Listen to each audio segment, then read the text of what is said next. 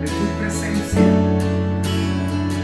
a tus pies arde mi corazón, a tus pies entrego lo que es ese lugar de mi seguridad, donde nadie me puede señalar. Me perdonaste, me acercaste a tu presencia, me levantaste, hoy me postro a adorarte. No hay lugar más santo, más grande que estar a tus pies, que estar a tus pies. No hay lugar más santo y más grande que estar a tus pies, que estar a tus pies. A tus pies arde mi corazón, a tus pies entrego lo que soy, ese lugar de mi seguridad, donde nadie me puede señalar. Me perdonaste, te acercaste a tu presencia, me levantaste, hoy me postro a adorarte. No hay lugar más alto y más grande que estar a tus pies, que estar a tus pies. No hay lugar más alto y más grande que estar a tus pies, que estar a tus pies. No hay lugar más alto y más grande que estar a tus pies, que estar a tus pies. No hay lugar más alto, más grande que estar a tus pies, que estar a tus pies. Y aquí permaneceré, postrado a tus pies. Y aquí permaneceré a los pies de Cristo.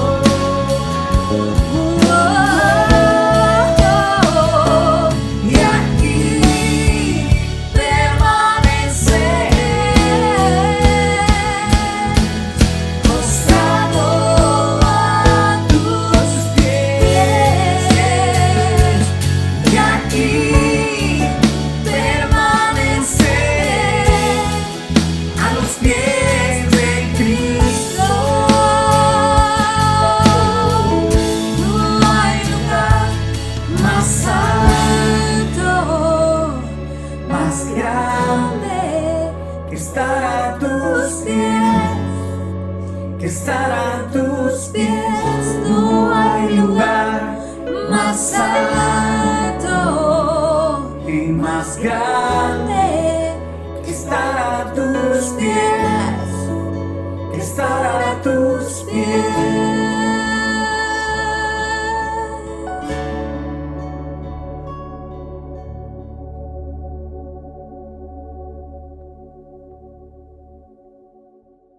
Y ahorita yo le invito para que busquen su Biblia ahí sentadito. El texto del profeta Ezequiel, el libro del profeta Ezequiel. El capítulo 3 y los versos del 17 al 20. Ezequiel, antes de Daniel, profetas mayores, Isaías, Jeremías, Lamentaciones, Ezequiel y Daniel. Ezequiel capítulo 3, verso 17. Y si no, hermano, pues ahí lo ponen en la pantalla los hermanos que colaboran. Lo leemos en el nombre del Padre, del Hijo y del Espíritu Santo. Amén. Hijo de hombre, yo te he puesto por atalaya a la casa de Israel. Yo quisiera, hermano, que le fuera poniendo un poquito de atención a la lectura.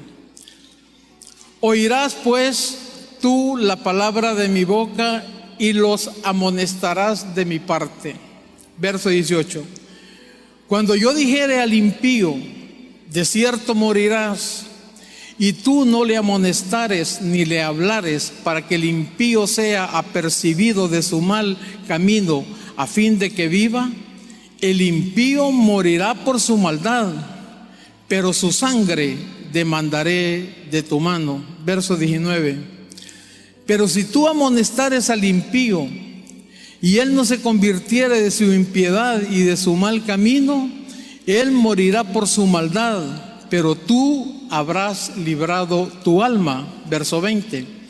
Si el justo se apartare de su justicia e hiciere maldad y pusiere yo tropiezo delante de él, él morirá, porque tú no le amonestaste, en su pecado morirá, y sus justicias que había hecho no vendrán en memoria, pero su sangre demandaré de tu mano. Verso 21. Pero si al justo amonestares para que no peque y no pecare, de cierto vivirá, porque fue amonestado, y tú habrás librado tu alma. Muchas gracias, Señor, por estos textos preciosos. Muchas gracias porque sabemos que es tu palabra, es viva, Señor, eficaz, es divina. Gracias, Espíritu de Dios, por la iluminación y la revelación que diste a estos hombres y por la obediencia de ellos de escribirlo. Lo que siempre, Señor, te pedimos es esa sabiduría divina para poder dar una sana interpretación, Señor, a lo que tú tienes preparado para cada uno de nosotros esta mañana. En tu nombre, Jesús, oramos con acción de gracias. Amén y amén. Desde que el ser humano nace y comienza ya a tener un raciocinio, el poder de decidir él qué camino tomar, desde ese momento hay responsabilidades dentro de la vida de él, de cualquier ser humano. Responsabilidades en ese caso de ser un buen hijo, los padres de ser unos buenos padres, como trabajadores de ser unos buenos trabajadores, los patronos de ser unos buenos patrones. Todo eso lleva una responsabilidad porque en el proceso de la vida vienen demandas. Esto es en la parte natural del ser humano, pero aquí la situación es distinta, hermano. Aquí está hablando de algo que muchos de nosotros lo hemos leído, tal vez no tan así en el Nuevo Testamento, no tan explícito, pero que sí, así a la ligera podemos saber que tenemos cierta responsabilidad. En primer lugar, habla la iglesia. La iglesia somos todos nosotros. ¿En qué aspecto me refiero que hablo a la iglesia? ¿En qué aspecto me refiero a la responsabilidad que tenemos? Porque muchos de nuestro entorno íntimo, no es que no los amemos, amados, no es que no nos interesan, pero hay un problema que está teniendo la iglesia. Es que muchas cosas esenciales y vitales para la vida nuestra como cristianos las tenemos a la ligera y el gran problema a mi manera de ver, y se lo digo con el respeto y cariño que en realidad les tengo a cada uno de ustedes, no las creemos, hermano.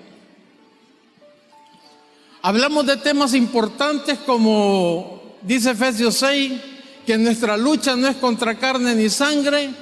Solo en los momentos de la prédica le ponemos un poquito de atención, pero en nuestra vida diaria eso decimos nosotros que es imposible que eso sea así. Entonces como que le quitamos nosotros la autoridad que las Sagradas Escrituras quieren tener en la vida de cada uno, hermanos, porque no las creemos, no las aplicamos. Vemos familiares de nosotros que están en un problema grave espiritual, hermano, que usted y yo creemos en realidad de que somos hijos de Dios y que como hijos de Dios tenemos privilegios, como en el momento que Él decida llevarnos a casa, tenemos esa vida eterna juntamente con Él. Lo creemos a la ligera.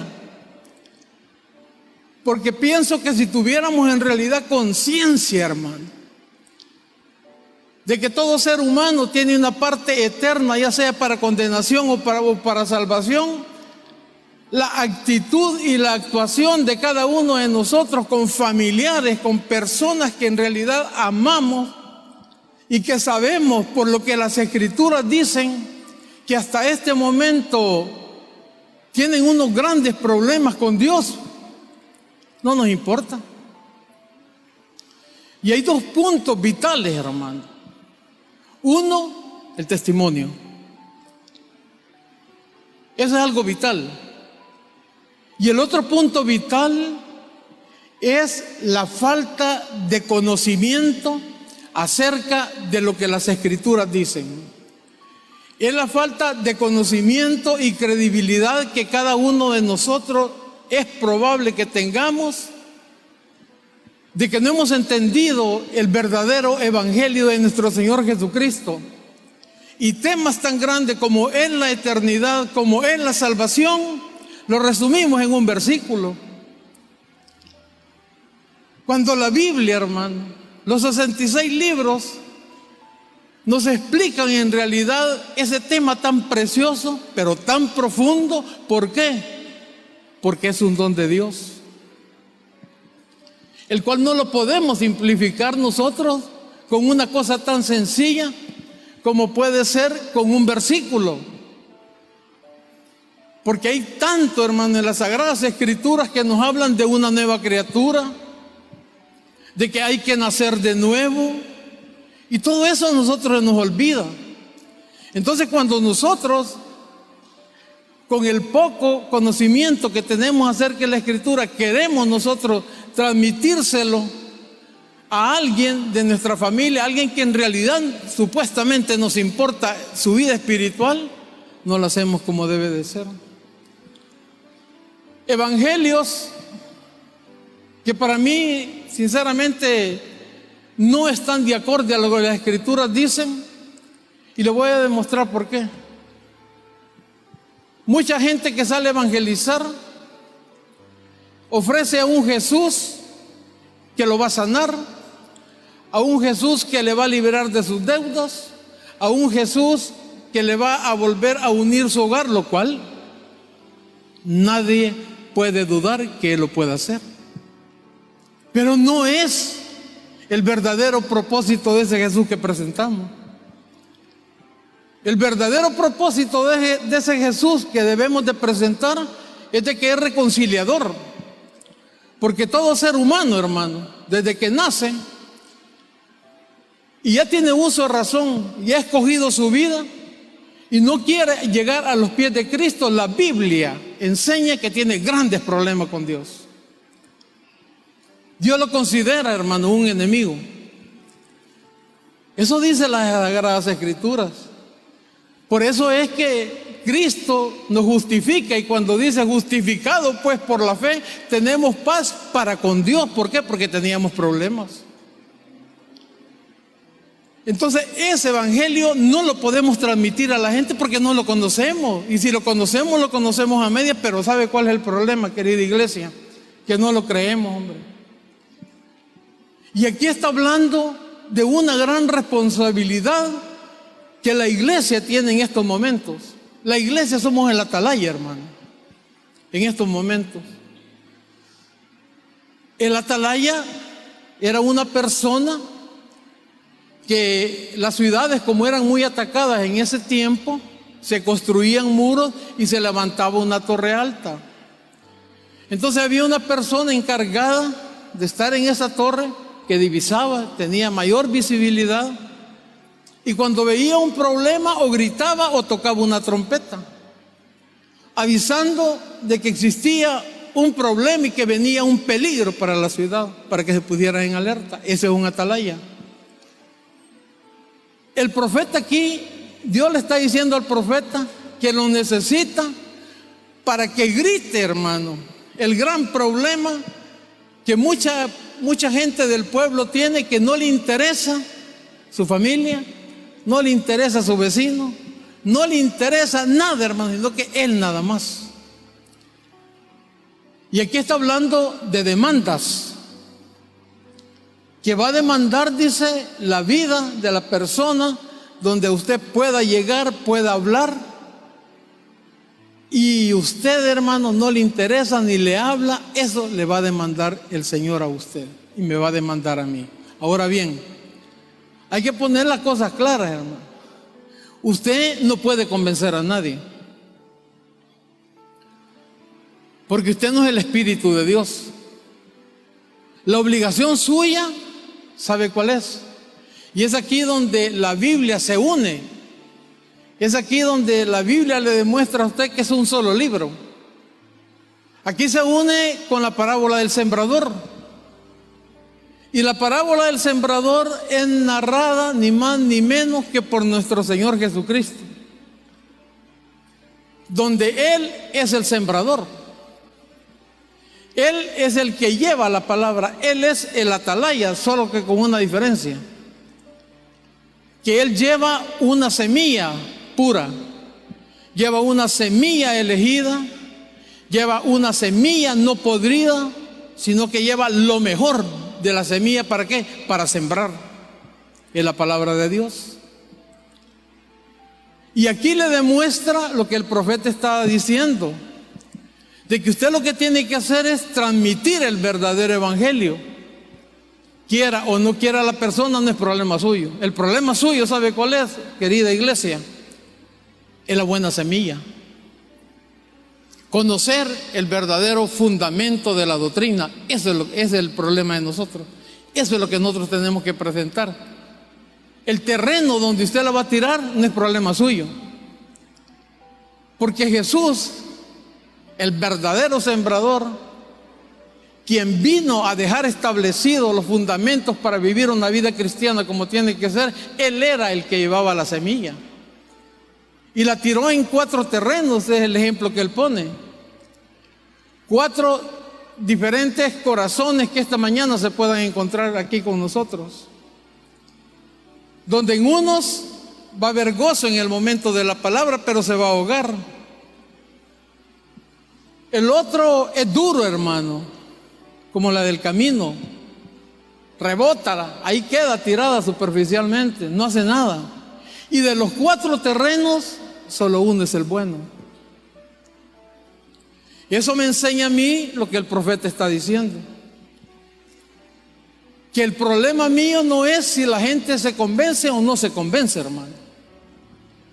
Lo que yo tengo que hacer es preparar que el Espíritu de Dios, así como le estaba hablando a este hombre, me pueda hablar a mí, yo sea dócil a su voz y poder transmitir un buen mensaje de parte de Él hacia la congregación y hacia mí, y que yo lo pueda recibir y yo sea, hermano, ese 4 terreno donde la semilla va a producir efecto.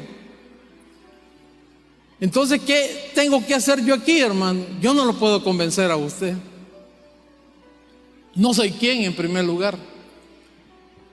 Lo que Dios me va a demandar a mí es qué semilla preparaste. ¿Era una semilla falsa? ¿Era una semilla donde solo fuiste a decir lo que yo podía hacer, pero no explicaste los problemas que una persona puede tener con ese Dios de amor, que es 100% amor, su esencia es amor, pero también es justicia. Eso no lo explicaste. Y eso es lo que nos pasa a nosotros en las evangelizaciones de las personas. ¿Por qué? Porque tenemos miedo, hermano. Tenemos miedo de decirle a la persona que tiene grandes problemas con Dios. Entonces, cuando yo le llevo un evangelio que no es el correcto a una persona, y esta persona vive una vida mejor que la que yo estoy viviendo como cristiano, no necesita el Jesús que le estoy presentando. Es que mire, acepte a Jesús porque Jesús lo va a sanar si yo estoy sano. Jesús lo va a sacar de sus deudas. Yo no tengo deuda, no soy millonario, pero vivo bien.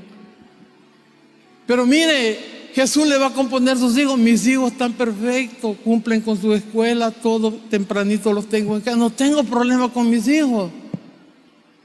Entonces, Él no tiene ningún problema, hermano. No tiene problemas económicos, no tiene problemas familiares, no tiene problemas de salud. Y si los tiene son cosas sencillas como cualquier ser humano. Entonces, ¿para qué quiere el Jesús que usted le está presentando? ¿Para qué lo quiere? Y que Jesús no vino a eso, hermano.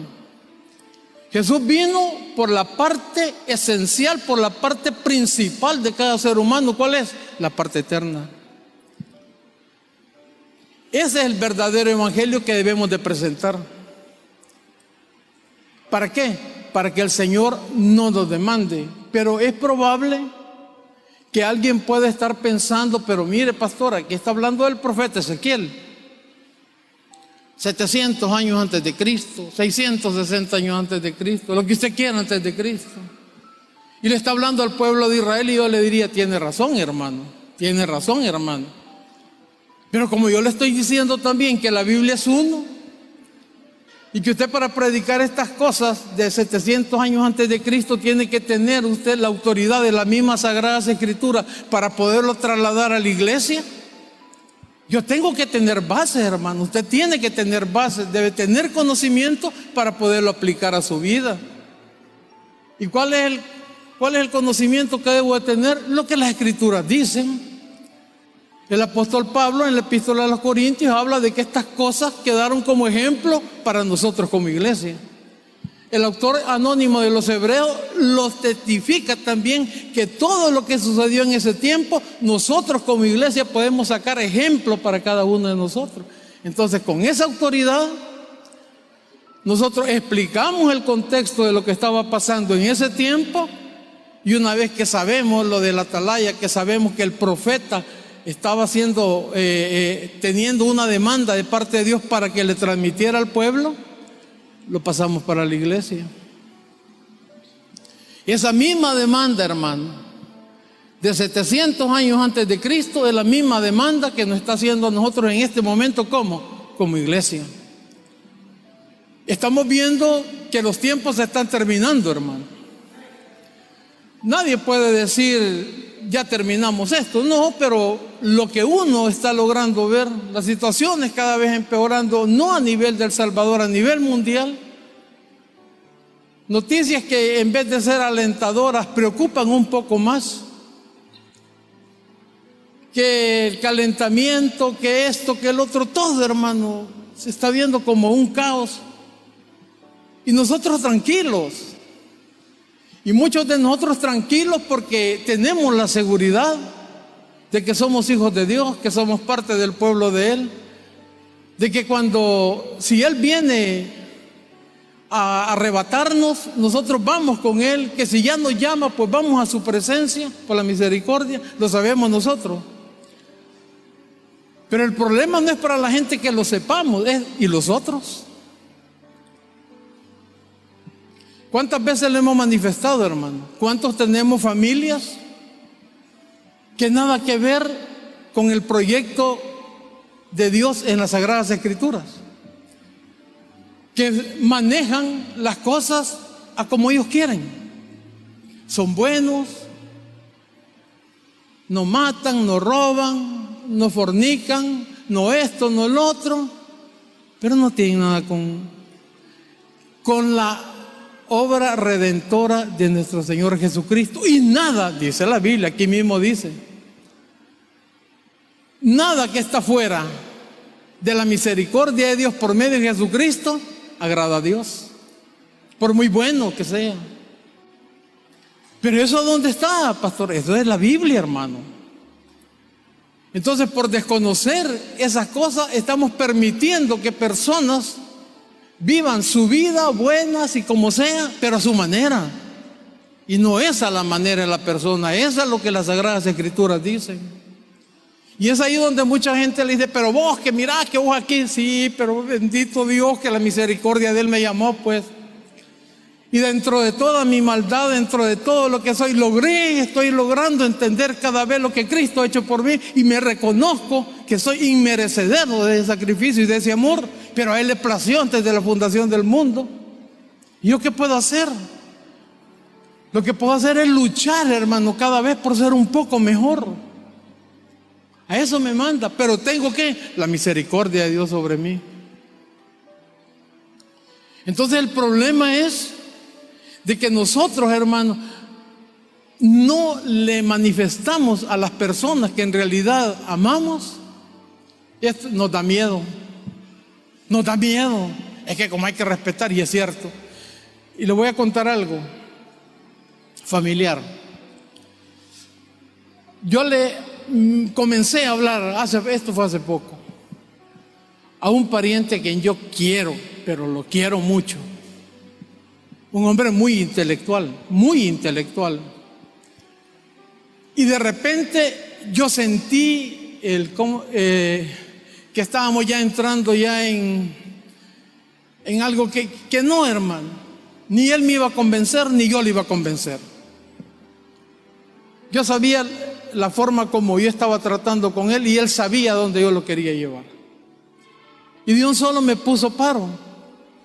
Y yo entendí, hermano. Y yo entendí, y yo dije, no quiere nada. ¿Qué hice yo? Me callé, pasamos unas vacaciones felices, yo no volví a tocar el tema. Yo no lo volví a tocar, hermano. ¿Por qué? Porque yo lo estaba condenando más. Habíamos comenzado, porque a la gente le interesa al principio saber algo de usted, hermano. ¿Por qué usted está en esa cosa? ¿Por qué ese medio cambio que está dando le interesa saber? Pero cuando usted comienza a extenderse en la misericordia de Dios, en lo que Dios ha hecho en su vida y lo que puede hacer, ya no le gusta. Yo no estoy lavando mis manos, hermano, con nadie, no soy Pilato. Lo que le estoy diciendo es de que uno tiene que saber hasta dónde va a llegar.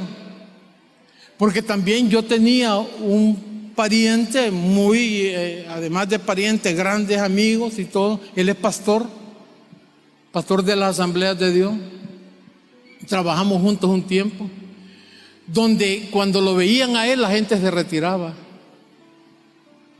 no lo aguantaban. Yo le decía, calmate, hombre, calmate, hombre. Es que mira que Jesús aquí, que Jesús. Espérate, espérate. Entonces, ahí viene aquel, decía, y toda la gente se le corría, hermano.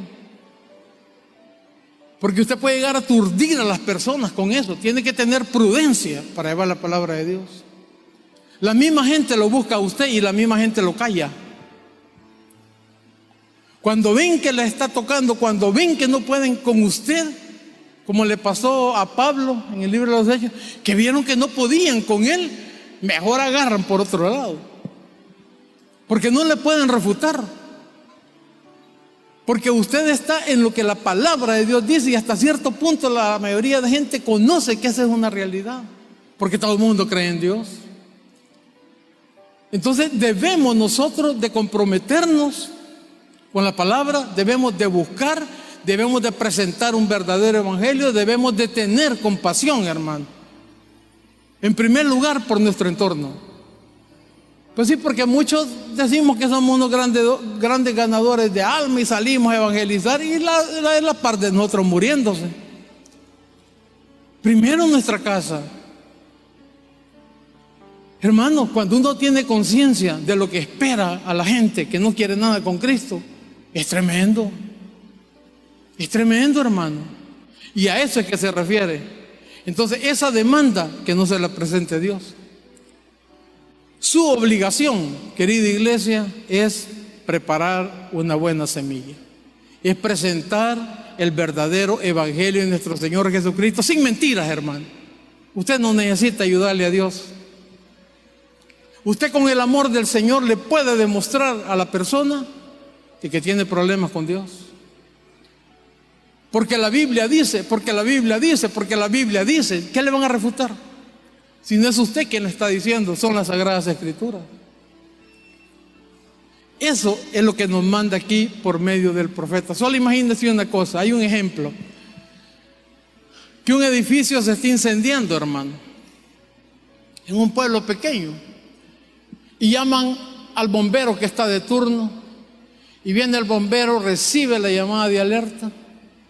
Pero antes de irse inmediatamente, él decide resolver ciertas cosas personales y da cierto tiempo. Y cuando él llega a querer rescatar a la familia que estaba dentro de ese edificio pequeño, ya es imposible, hermano. ¿Cómo cree usted que pueden juzgar a este bombero? Cuando se den cuenta de que tuvo todo el tiempo para poder llegar y poder rescatar y no lo hizo. ¿Cuántos de nosotros estamos como ese bombero, hermano? Que tenemos todo el tiempo para poder nosotros tratar de rescatar a esas personas que usted y yo sabemos, no, hermano, porque seamos Dios, no porque seamos omniscientes, sino en base a lo que las Sagradas Escrituras manifiestan que le va a suceder a una persona que no tenga la misericordia de Dios por medio de Cristo. Y lo estamos dejando ¿para qué? Para el último momento. Y si ya no hay tiempo en ese momento, hermano. Eso es lo que Dios dice a la atalaya: cuidado, eso te lo voy a demandar. Te llamabas cristiano, te llamabas hijo de Dios, ibas al Taber o a X iglesia, oías cierto mensaje acerca de eso y no te interesó. Y dejaste que el fuego lo consumiera. No hiciste nada. Yo no te estoy pidiendo que tú lo salves en el caso pero que le lleves el verdadero mensaje del peligro que tiene. Hermano, si usted hoy se duerme, no sabe si va a amanecer mañana. Y todo lo estamos dejando para después y para después y para después. Eso es lo que nosotros debemos de tener cuidado. El destino de todos aquellos que aún no quieran reconocer, hermano, que necesitan un Salvador para que les dé una vida eterna en su reino y viven en pecado, es lo que Jesús más escribió en el Nuevo Testamento, es el infierno eterno. Vaya buscando conmigo el Evangelio de Juan, el capítulo 3, y vamos a leer los versos del 17 y 18. Juan capítulo 3, 17 y 18.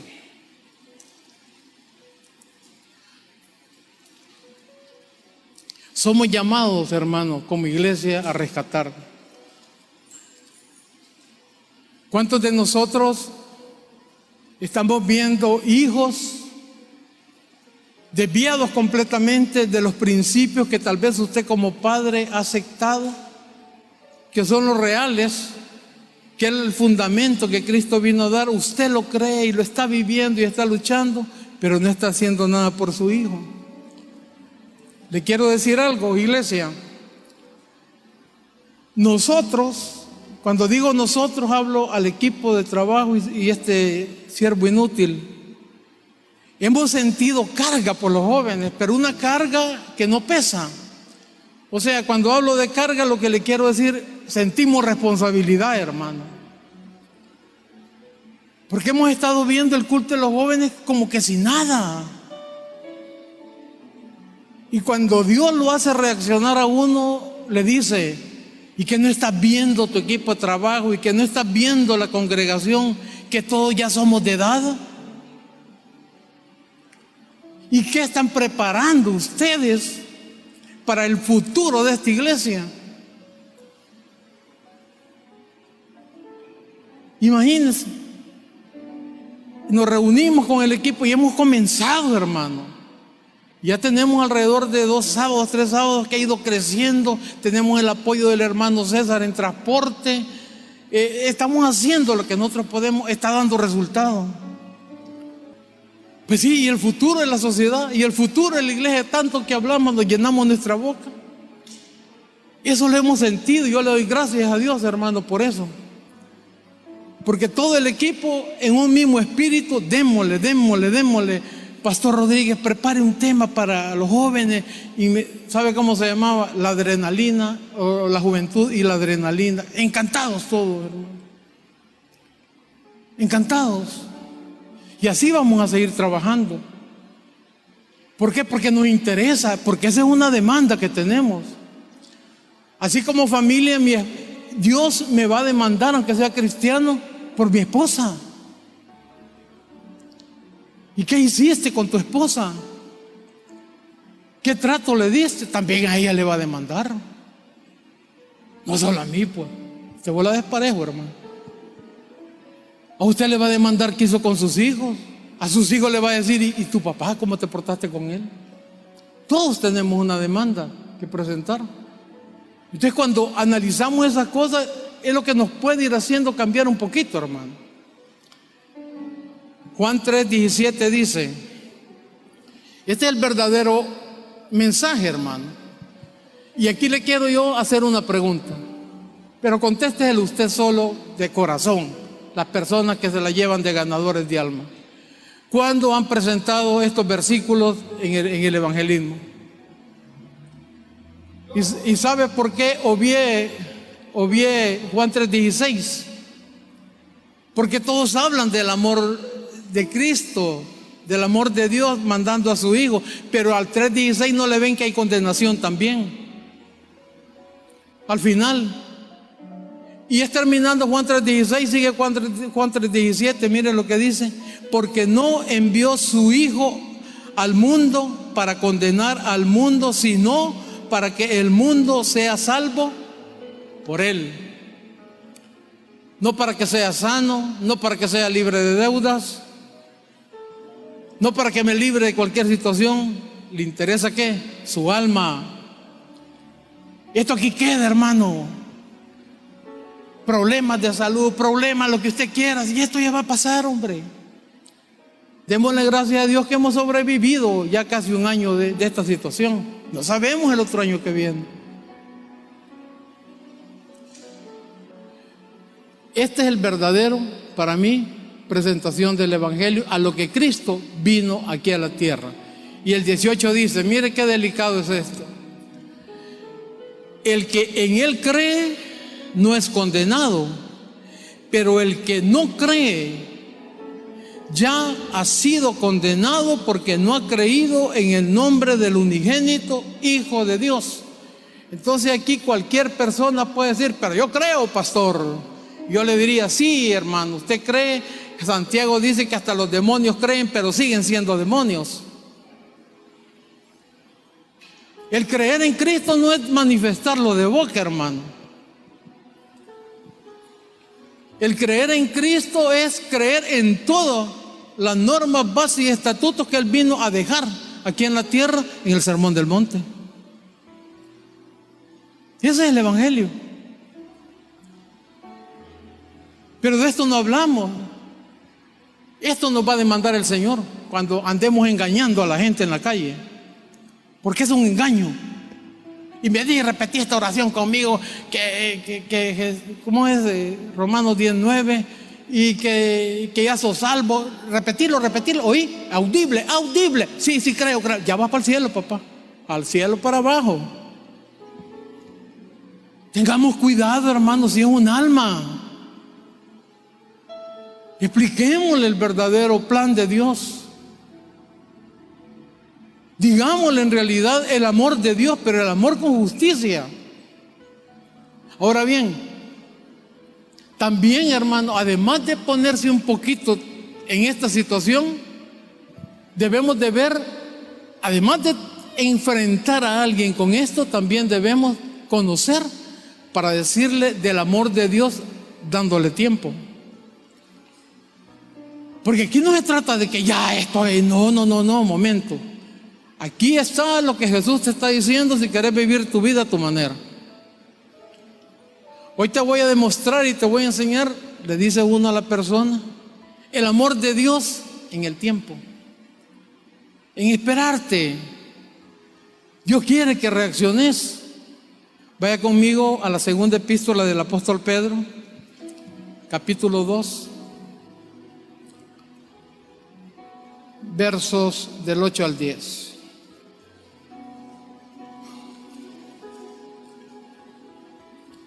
Lo voy a leer yo por el tiempo ahorita, hermano. Perdón, segunda de Pedro capítulo 3, perdón, hermanos, capítulo 3, verso 8 al 10. Dice: mas, oh amados, no ignoréis esto, que para el Señor un día es como 1000 años, y 1000 años como un día. Este es el crono de Dios. Entonces nosotros, para entenderlo con nuestra mente, le llamamos tiempo. Él no tiene tiempo, es el crono de Dios, el kairos de Dios, perdón. El cronos es tiempo medido, el kairos no tiene tiempo. Verso 9, oiga bien: el Señor no retarda su promesa, según algunos la tienen por tardanza. ¿Cuál es la promesa de Él? Que viene por su iglesia.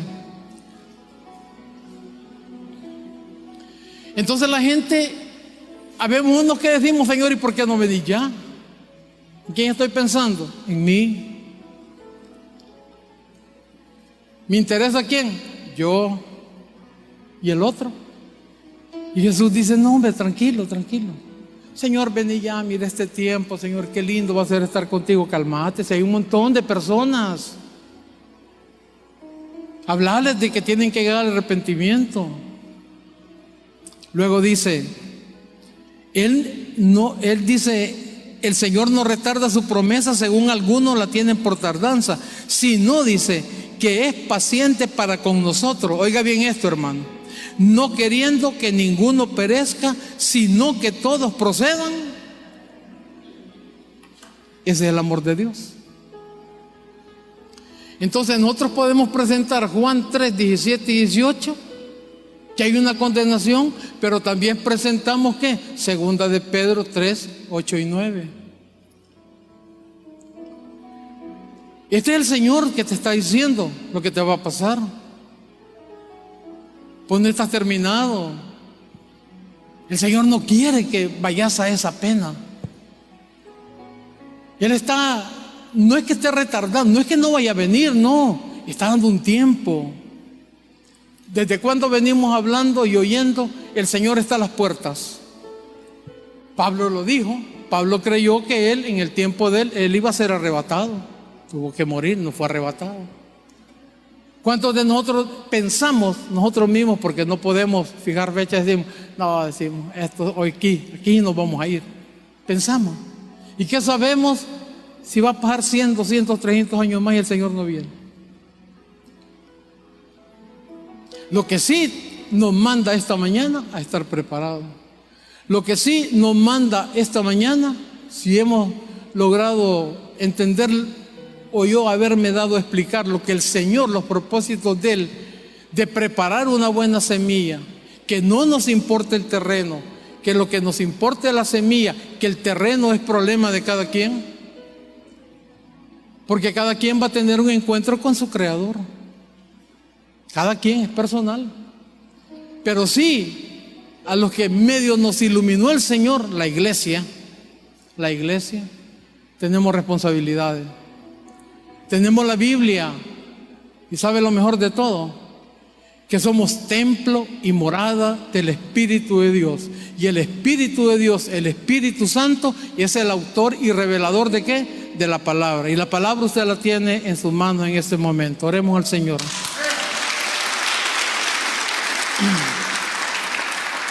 Te alabamos, Señor, y te bendecimos. Muchas gracias, Señor, Muchas gracias por la exhortación, Señor.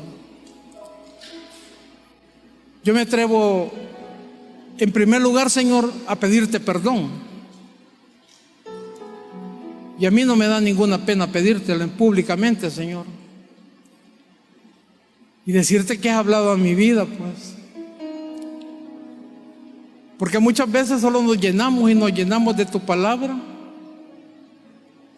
pero como que le ponemos cemento, Señor, y no quiere salir de nosotros para otras personas.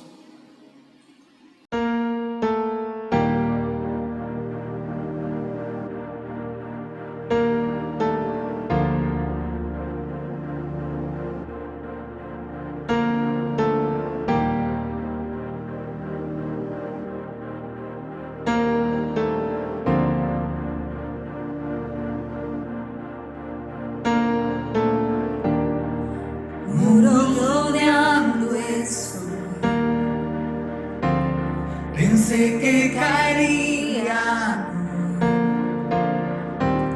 mas nunca me has fallado, Dios.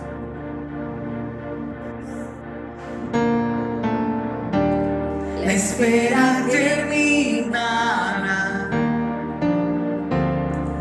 Sé que has vencido ya.